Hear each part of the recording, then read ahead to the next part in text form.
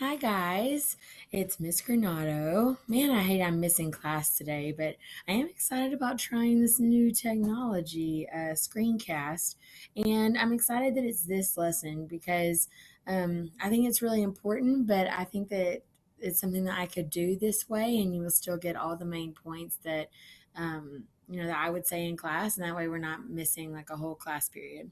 I also love that my voice is still raspy, so you still get a chance to listen to it today, just in case you were missing it. Um, Today we're going to be talking about college essays and the best practice, in my opinion, for writing them. I am going to require one for my class for a test grade, and I'll go over the requirements of that in just a minute. This isn't to say like if you've already turned in essays and they weren't written this way or whatever else that you've done something wrong. It just means that today I'm going to try to show you maybe a different way of looking at it in a way that I hope will help you stand out to admissions committees wherever you're applying. And hopefully my PowerPoint here will cooperate with us. Okay, good. All right, so the first thing we need to talk about is um, the style of this essay. Now, you have not written a personal essay in a really long time. You've been asked to write analytical essays and argumentative essays and even expository essays, but not narrative. So, this is going way back to where you used to write about yourself. Um, and of course, the questions all are asking you questions about yourself. And it seems like you would just answer the question, like, I want to go to this school because, or a time when I faced diversity was when blank. But actually, so many people do that there's kind of a different way of looking at it that hopefully will give you that edge up that you need, whether that's for scholarship or essays. And actually, this lesson will apply to any essay that you write from here on out as far as college applications go. So if you know how to write one, then you'll know how to write all of them. Um, and I'm not talking about the short answers. Like on some applications, it'll say something like, why do you want to go to this school? Answer in 300 words. Well, if you only have 300 words, obviously you've got to answer the question to the best of your ability. I'm talking about the essays that ask you, to respond in 650 to 1100 words, something like that. Okay, so let's talk about what a personal essay is. The actual definition is a short work of autobiographical nonfiction characterized by a sense of intimacy in a conversational manner. So notice just right off the bat in the definition, we're talking about something that shows the reader who the author is, something that's written in a conversational tone. So this is not going to be, hey, here's my thesis and here's a first, next, second, etc. And then one of my favorite writers is Annie Dillard, and she says this about the creative personal essay. She says that it's all over the map. There's nothing you can't do with it. No subject matter is forbidden. No structure is prescribed. You get to make up your own form every time. Now, that can actually be scary to students because a lot of times they'd like me just to tell them exactly what to write. It lacks time, and less creativity. If someone just says, here you go, this is what I want you to do. And this type of essay means that you get the creativity and the freedom to do something different with it. There's like they have urban myths. Well, there's urban legends of college essays. So supposedly there was this one called Ode to My Sock that got a student admitted into Harvard. There was another one about how a boy's friend was the color red and his friend all through his life. I mean, some real creative approaches. And you're like, how does that even answer the question? Well, that is the hardest part about the essay. You're trying to tell a story that will answer this question and allows you to stand out and also showcases that you have a 12th grade, writing ability. So, your grammar is good and all of that. Okay, so let's do it this way. All right, so the college essay requirements for the essay you're going to be writing for my class and what I suggest you do from here on out as far as college application process go is this. You're going to look at your prompt, the one that you're supposed to write about, and you're going to tell a story, one story that illustrates that prompt. Show, not tell. So if it says, write about a time or in a background or identity that's important to you, you wouldn't start off that paper with an identity that's important to me is blank. Okay, because that's just answering the question. That's not really an essay or a creative essay for sure. And so, what these college admissions people are looking for is for you to think of a time where that identity, that background, that diverse encounter, whatever it is they're asking about, they want to know about a time when you actually faced it. They want you to take them to that day. They want you to give them a glimpse into your life, into who you are as a person. They want you to engage them. I mean, think about the thousands and in some case hundreds of thousands of essays this committee is reading. They're ready to be they're ready to have an essay that doesn't bore them half to death. Okay, so that's the first requirement. Make sure this is a personal story that shows some aspect of your character. Don't make it about the team or a family member. If so, then you've missed what they want you to do. The whole purpose is to highlight you. Use imagery and description to set the scene and get us involved in the story. Make sure you make every word count, especially with word counts. And actually, you'll notice on the sample essays, a lot of the students turned those into me last year and they put on the essay because I require the word limit and also the word count in your essay. Why? Because I want to know, do I need to advise you to write more, or have you already met that limit and I need to advise you to cut?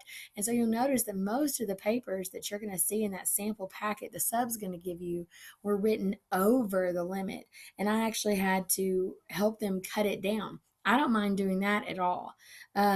But I need to know. That's why a requirement for both the rough draft and the final draft is for you to put what the word limit has to be. And that way I can give you better advice. Okay. Don't be scared to be creative, and it takes time to be creative. Now, time is not something you really have a lot of. You're busy all the time. You're, doing stuff constantly. Sleep is like a bygone, dream of summer. But the truth is, for something like this, you really need to start thinking about it, and you need to sit down and play around with a couple of different ideas. Anytime that I know that I've got to write something creative, whether that's a poem for this class, or a story for the magazine, or something for a contest, I always start off with maybe 3 or 4 different introductions, and I just leave them all on the same paper. I write one, and then I write the other one, and then I write the third one and the fourth one, because paper is not concrete. You can go back and erase anything you want.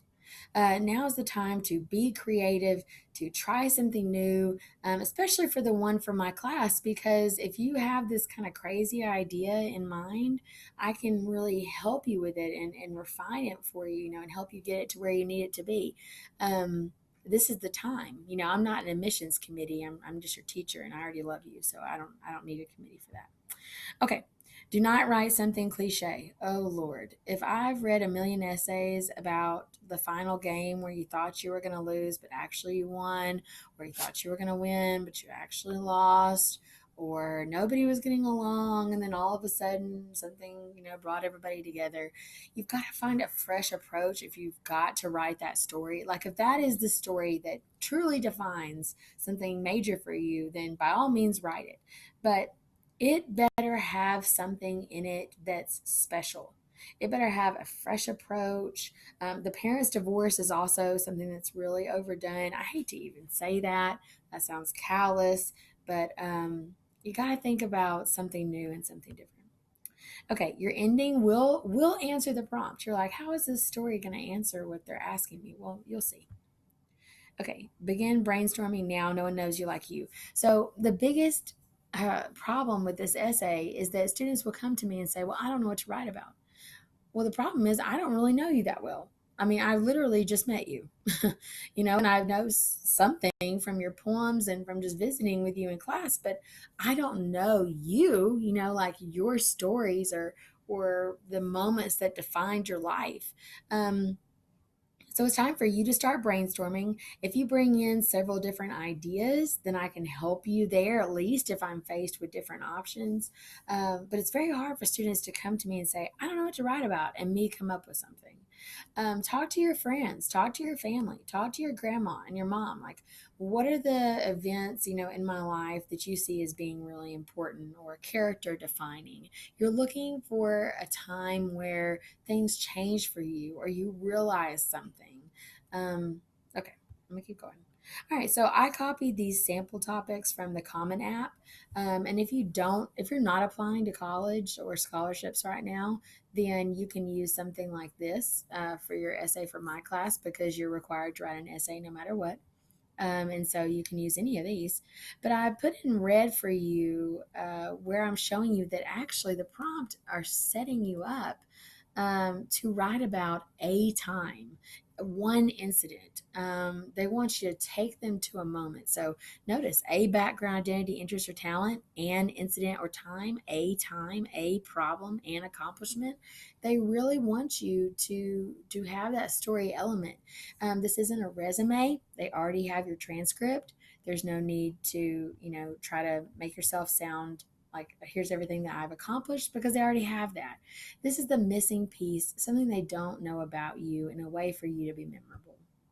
Okay, so just in case you're like, I don't know, maybe she's making all this up, I want to show you, and actually collegeboard.com has tons for applying to college, but I want to show you a little bit from college essay, just see if you can see a few things that are similar to what I'm saying. So, for example, she says to start brainstorming about your personality traits and your strengths, and I want you to hear what she has to say. The college essay is a critical component of trying to reflect about who you are and getting that on a document so that everybody can read it and feel you in terms of who you are as a person.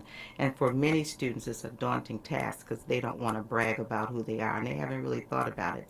So what we do is have students think about 3 words to describe them, 3 adjectives. And once they come up with those 3 adjectives, we work through making sure they're positive adjectives because some kids will say, "Oh, I'm a clown," or I'm a joker," or "I'm hip," or "I'm cool." So we try to find words that can convey the message in an intelligent way. And then we ask students to then write 2 or 3 lines that indicates an example of that adjective. And from there we build the essay out, recognizing why people like them, hitting on why they dislike them, and what they want to do with their strengths for the future. Okay. Now, it's tough at 16, 17, 18, no matter how old you are, to say, okay, well, I know who I am, and I'm going to show that on the page. You don't have to have it all figured out. That's not what they're saying. They're saying, like, what makes you unique and special? And if the thought just crossed your mind that you're not unique or special, it just makes me so mad. Don't even think that. Okay, keep going. This is talking about how you just want to start writing. You don't want to, oh, this sounds stupid, and you're trying to erase words and things. That's what the editing process is for. When you're writing something creative, sometimes it's best to just get it out there, and then you can go back and fix it. Okay, technically your essay doesn't have like 5 paragraphs or something your traditional essay would have, but it will have multiple paragraphs. It will have something that kind of gets us into the essay. It will have some, meat of your essay, and then the conclusion that will tie everything together. Okay, be specific, figuring out how the question relates to your personal qualities, and then taking a specific angle. Right? Find a creative angle, which we've talked about already. And then here's some admissions counselors and their thoughts. The essay is one of the few places where an applicant can be more than the same blanks that everybody else filled in. First of all, you want a college to take you, not your imaginary friend. Don't try to be somebody else. Everybody has a story that they tell about you. You need to hear those stories, and somewhere in there is the kernel of a really great essay. Is there something else about me that this college should know about that there wasn't a blank for? Bring me to that day. Describe how it felt. Presenting yourself as who you are is your best bet in the college admissions process. We're going to focus on who you are and who you think you want to become. And then we're going to go from there. Okay, so be honest. Focus on what makes you you. Get feedback on your essay, proofread and make corrections, which we're definitely going to do. All right.